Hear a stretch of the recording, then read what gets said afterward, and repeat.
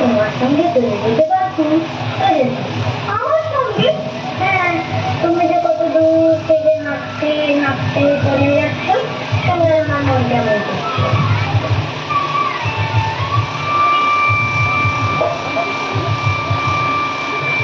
বাবা, তুমি এখানে বসে কি করছো?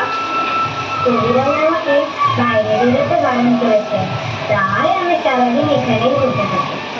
আহা, বাবা তোমার কি হয়েছে?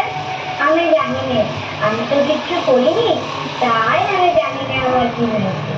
নির্মলা, তুমি কোথা থেকে আসছো? আমাদের গ্রাম থেকে আসছি। তোমাদের গ্রাম? অনেক দূরে তোমাদের গ্রাম?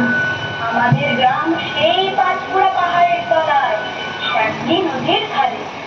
পাঁচপুরা পাহাড়, শ্যামলী নদী, হয়তো তোমাদের গ্রাম দেখেছি, আমার মনে হয়।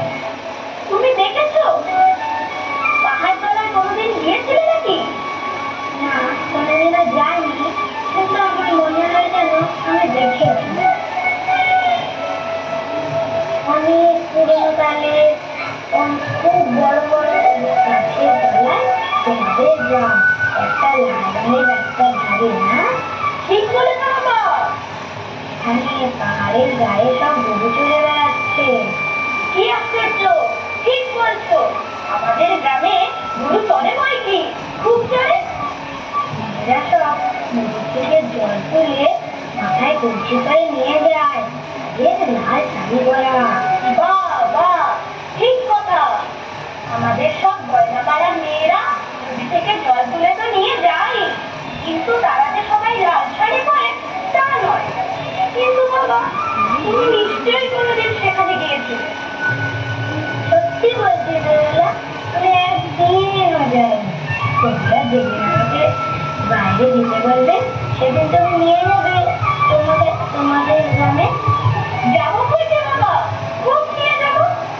আমাকে তোমার মতন নতুন দিন দেখতে শিখিয়েছিল, ওরকম বাস কাঁধে নিয়ে, ওরকম খুব দূরের রাস্তা দিয়ে।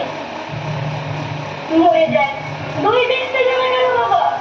এত এত পুঁথি পড়ে তুমি পণ্ডিত হয়ে উঠবে। না না, আমি কখনো পণ্ডিত হবো না।